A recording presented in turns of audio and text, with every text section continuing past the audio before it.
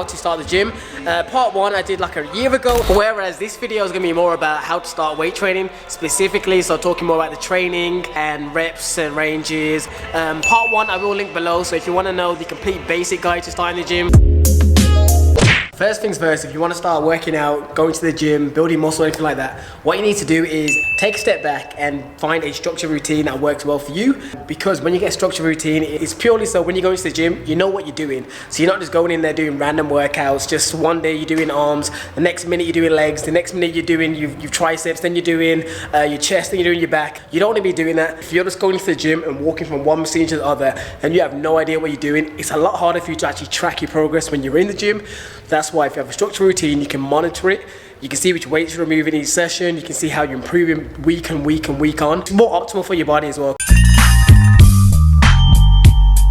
And if you're wondering how do you actually find a structured routine or how do you make one, if you're a beginner watching this video, realistically, it's better if you just go online and find one. I personally have one below. I'll link it as well. It really helped me. So if you want to try that out, it's linked below. Hopefully it should help you guys out and give you a good starting point. So try and stick to it for at least the minimum of 8 weeks before you even think about changing anything.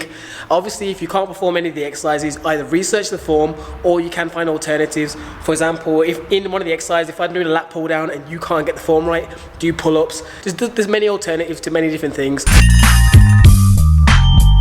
Another helpful tip, which I mentioned briefly in the previous one, was tracking your progress. And a good way to track your progress is to actually take pictures. You can track your weight, but it can be a bit volatile, because if you're someone that's trying to maybe lose weight, then it's going to be a bit tricky. And sometimes just weighing yourself purely on your scales isn't really a good indication, because there's many things that can like affect your body weight. For example, water weight, things like that.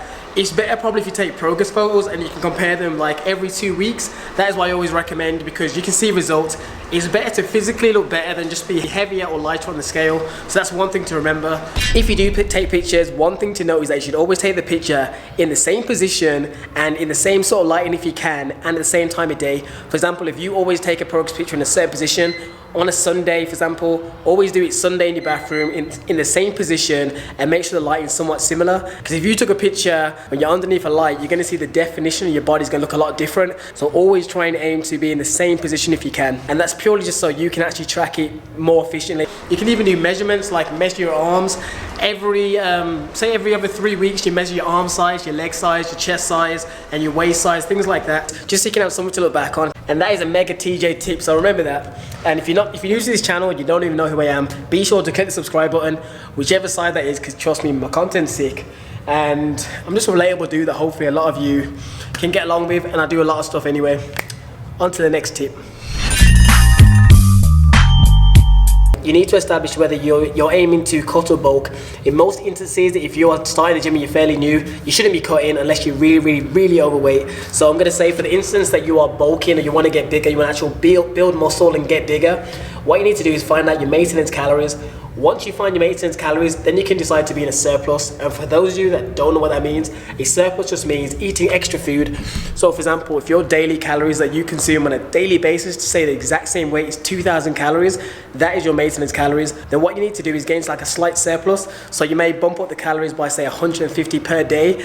So what you need to do is go on MyFitnesspal or some food tracker, put in all the food you eat on a daily basis for around 5 days maybe on average, and then you see the daily kind of calorie amount it is that keeps you at the same weight, and that will be your maintenance calories. And that's what you kind of use to move up or down depending on what your goal is. If your goal is to build muscle and get bigger, go in a surplus. If you're overweight and you want to lose weight and you want to kind of drop that body fat, go a little bit on. But the key thing is to make sure you find the correct maintenance calories. Alright, and the next one on the list is a common question we always get asked is, can you build muscle and lose fat at the exact same time? And there's only a few instances where this can actually be achieved.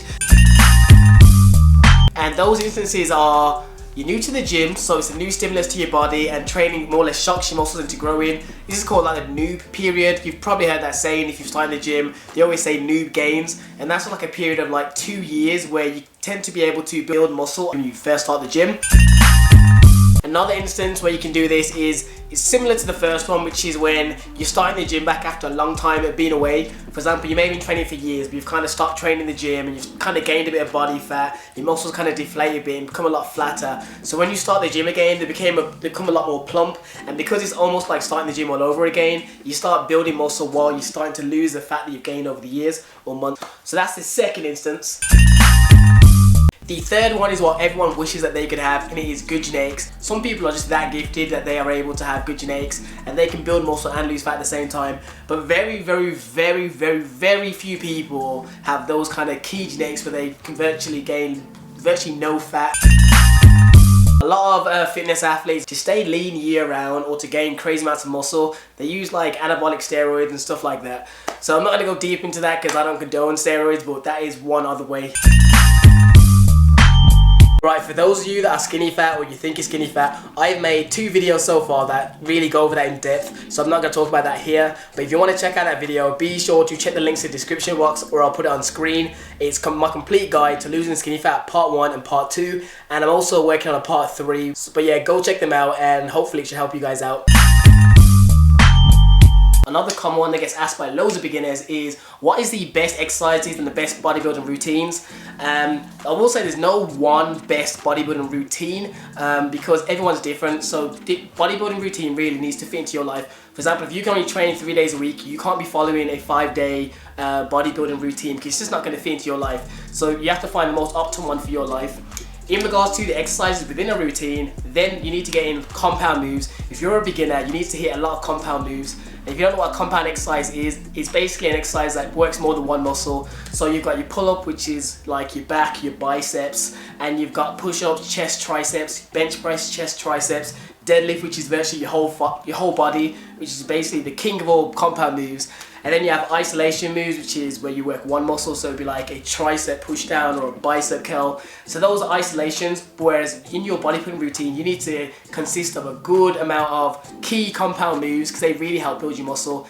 And yeah, that's all I'm going to say to you guys. Be sure that your exercises have compound moves. Don't just go in the gym and just do bicep curls and really basic isolations. If you want to grow quicker and more optimal, obviously doing exercises that work more than one muscle group is going to promote more growth.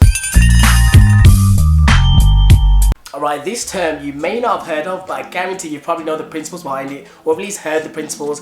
And progressive overload more or less means increasing the intensity of your workouts over time. For example, if you start at the gym and day 1 you're lifting a 10 kilogram dumbbell or whatever exercise, and in 3 months time you're lifting that same 10 kilograms, it means that you're not enforcing progressive overload. You're not giving your muscles a reason to grow or get stronger.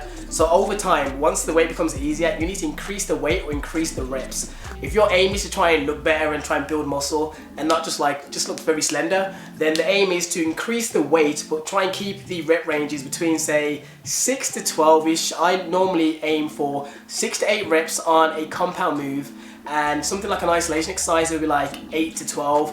That's kind of the variation of reps. So you need to choose a weight that's heavy enough or challenging enough that you can hit those kind of rep ranges, and it's a struggle. It shouldn't be easy. The very last set of each exercise you do should be a push. Like you should almost probably not even hit it. So if you're doing 3 sets of 10, that third set of 10, you should be struggling to get to 9. And then once you can complete the full 3 sets of 10, then it's probably time to actually move up the weight because you're getting stronger, so you're getting used to it. So that is, in essence, progressive overload and how to achieve it. I will say though, for example, if you don't train at a gym and you work out at home and you only have a certain amount of dumbbells, like you only have the 10 kilogram dumbbell, if you can't buy extra weights, what you can do is do more reps. For example, if you always do the 3 sets of 10, instead of that now, do 3 sets of 12 until you can afford to buy more weights. So don't think you have to always increase the weight. It's just, that's probably the more optimal way to go, but you can just increase the reps. Alright, this is probably going to be one of the last tips I'm going to give you, and it's kind of like a general one, and it's probably my best and biggest tip is, if you are a beginner right now, is master the basics. Don't try and do any complex routines. Like, for example, don't try download Arnold Schwarzenegger's bodybuilding routine thinking that's going to get you like him. No, you are not an advanced lifter, so don't go download advanced lift workouts. You need to find one that's more your speed, so either find beginner, and if you feel fairly confident, try intermediate. but I would advise following a nice beginner routine. Feel free to follow mine, I'm going to link below, and just humble yourself when it comes to working out, because you want to crawl before you can walk, or walk before you can run, whatever the phrase is. You need to like take your time, because if you try to progress too quick or try and like just like be like Icarus and fly too close to the sun, all that's going to happen is you're going to either injure yourself, or well, that's the main that's probably going to happen. You're going to injure yourself or just do something really wrong. Finally, the last thing I'm going to talk about is gym DOMS, and this is basically the pains you get from gym. When you first start the gym or working out for the first time in a while, you're going to get severe like muscle pains, and that is what DOMS are called. If I'm correct, DOMS stands for, it's been a while since I've read the term, delayed onset muscle soreness, and it's a fancy way of saying that after you train, you're going to be sore for a few days. It always happens to most of us. It still happens once you've actually progressed in training as well. For example, once you change bodybuilding routine, because your body's not used to that certain exercise set or the amount of weight you're lifting, you do tend to get muscle soreness. Don't worry, after the first 3 weeks of going to the gym consistently, it bears down a lot. When you first start, it feels like you've been punched by the Hulk, but after like around a couple of weeks, it dies down. It's not as severe as what you're probably going to feel right now. So that's one thing to know, because a lot of people always ask me worried, thinking that they're going to always feel like that. You're really not. Just be consistent and it will definitely die down. Don't think that's going to be the pain forever. Alright guys, I truly believe that should be enough to help you guys start in weightlifting. But anyways people, if you like this video, please hit it with a thumbs up, let me know below, and I'll see you in the next video. Stay getting gains, and good luck in the gym if you're new to starting out. Deuces.